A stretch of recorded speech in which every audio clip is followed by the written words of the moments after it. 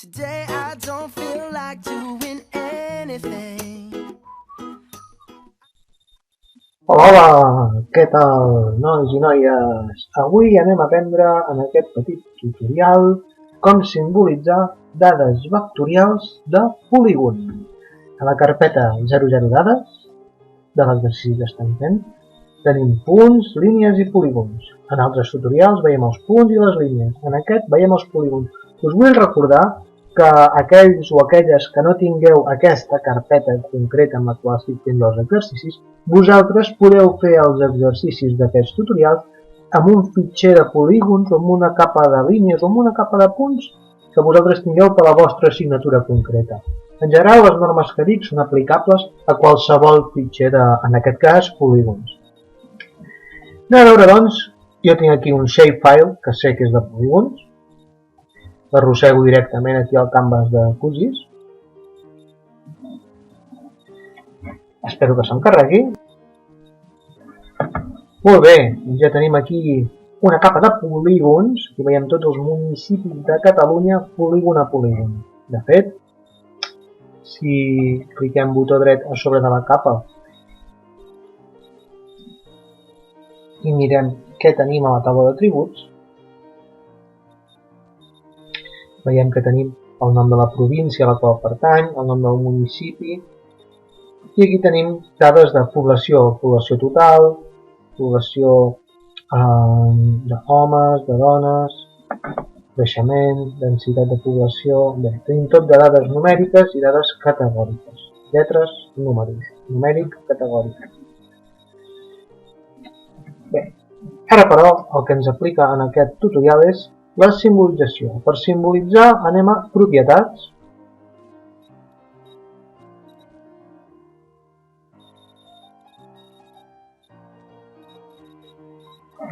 I se'ns obre un diàleg, una taula de diàleg on tenim diverses propietats d'aquesta capa. A nosaltres el que ens interessa en un principi per fer aquest tutorial és la simbologia. Observem que a simbologia, per defecte, tenim un single symbol, és a dir, un símbol únic per cada polígon.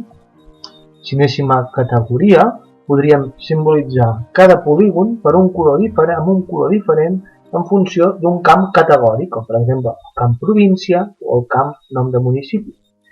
I a gradual podríem donar un color diferent en funció d'un valor numèric, que en aquest cas és el que podríem extreure de la columna, per exemple, de població. I pintar, no sé, més vermell els municipis amb més població i més groc amb menys població i una gamma de colors gradual entre uns i altres. Bé, en aquest cas el que nosaltres veurem és single symbol, perquè molt del que veiem aquí a single symbol serà aplicable a totes les altres maneres de simbolitzar. Molt bé, des d'aquí, des de l'omple, des de l'emplenat del polígon, podem simplement canviar el color, per exemple, aquest verd. D'acord, apliquem i ja veiem els municipis de color verd. Senzill, però si volem tonejar una mica més la nostra simbolització, podem o bé fer servir uns símbols predefinits, que tindríem des de trames a gradients. El gust és, jo sempre recomano no flipar-vos massa amb les simbolitzacions en el sentit de no fer coses molt aparentment espectaculars, perquè el que fan és amagar la informació que realment volem presentar. Us demano que sigueu austers, jo us aconsello que sigueu austers, d'acord? Llavors anem a utilitzar un color simple i des d'aquí, des de Simple Fill, no des de l'omple, sinó des de sota, podem acabar de tonejar el que nosaltres vulguem. Anem posant una cosa senzilla, per exemple aquest fil, i podríem canviar el color d'emplenat.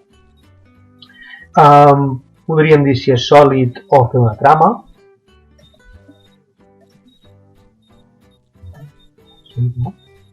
Podríem determinar el color del traç.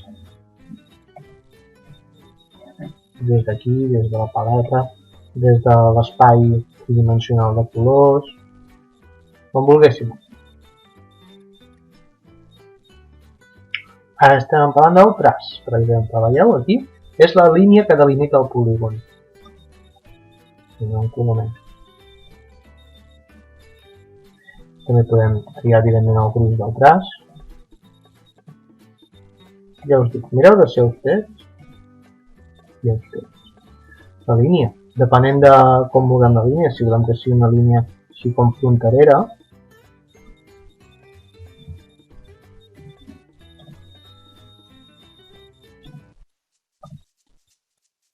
també podem triar com fa les cantonades i les unions entre polígons. I podem també triar el desplaçament. Això no és gaire útil, de fet jo això no us recomano que ho utilitzeu massa, a no ser que se us solapin, en concret punts. Això en el tutorial de punts ho hem explicat i ho expliquem. I bé, jo us recomano que això només ho utilitzeu en tot cas si ho heu d'utilitzar mai per punts. Dir-vos també que podeu afegir més tipologies de símbols o atributs, com vulgueu. Bé, això és una primera aproximació a la simbolització de polígons. Molt bé, doncs ara anem a veure una coseta interessant. Ara estem veient el Simple Fill, que és el més senzill.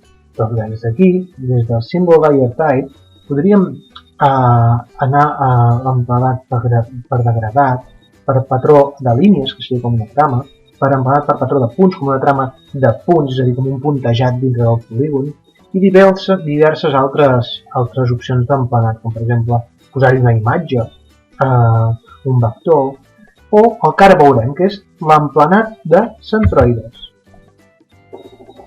L'emplenat de centroides substituirà la figura de cada polígon per un punt en el centroide d'aquell polígon.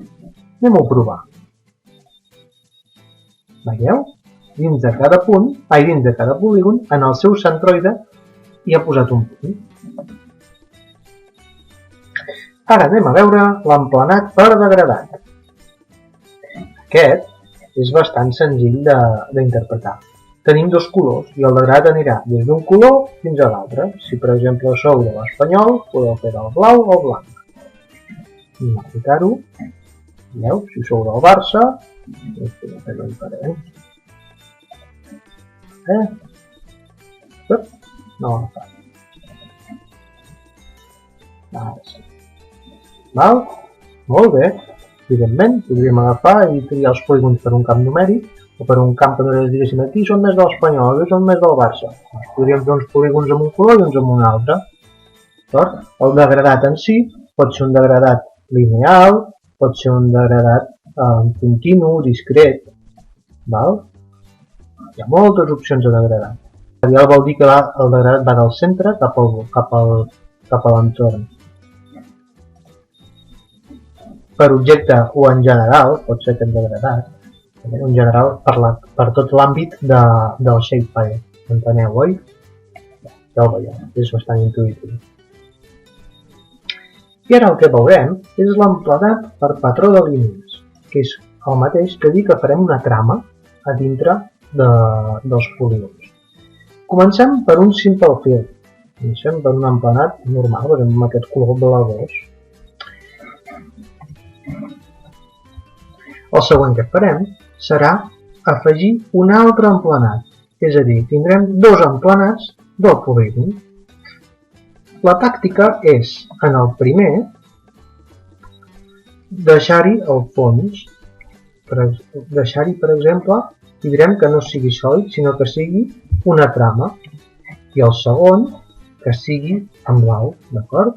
Llavors, en el primer, aquest que tenim seleccionat ara, si per exemple li dic que el color vull blanc, tindré una trama blanca sobre un fons blau. Sí? Molt bé, l'haig d'aplicar. Veieu? Molt bé. Aquesta trama la podem fer menys densa i podem canviar l'orientació.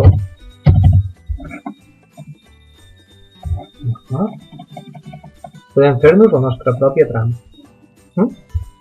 I el color de fons, evidentment, doncs el podem canviar. El color de fons també implica el traç del fons. D'acord? Podem fer moltes coses amb això. Ja ho veieu aquí.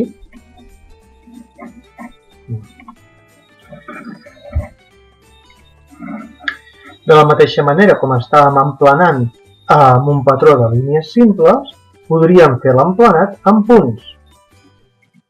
I fem l'emplenat, en comptes de patró per línies o fem per punts, podríem fer tot un seguit de marcadors. Ho podríem canviar. Per exemple, fer diamants blaus d'aquests.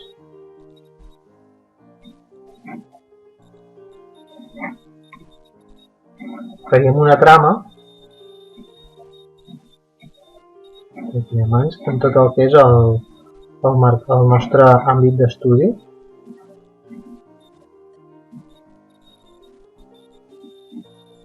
D'acord? Podríem modificar la distància, evidentment. Sí? Molt bé, aquí teniu moltes opcions per la vostra simbolització de polígon.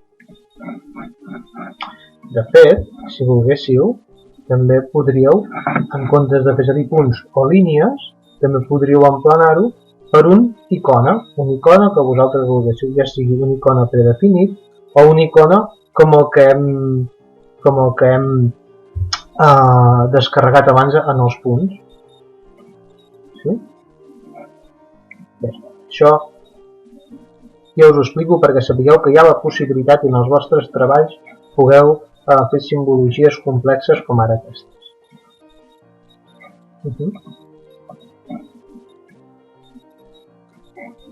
Per aquí podríeu triar el vostre polígon descarregat d'on vosaltres volguéssiu. Jo abans n'he descarregat un d'un arbre.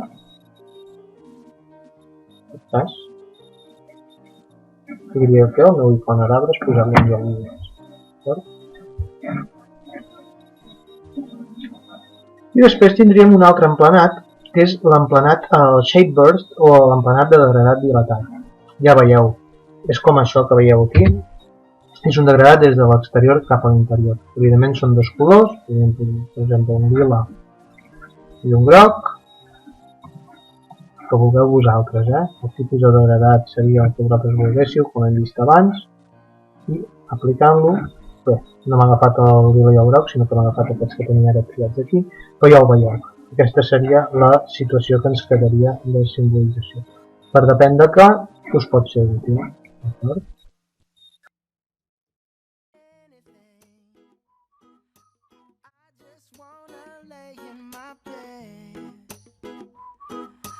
Feel like picking up my phone, so leave a message at the tone, 'cause today I swear I'm not doing anything.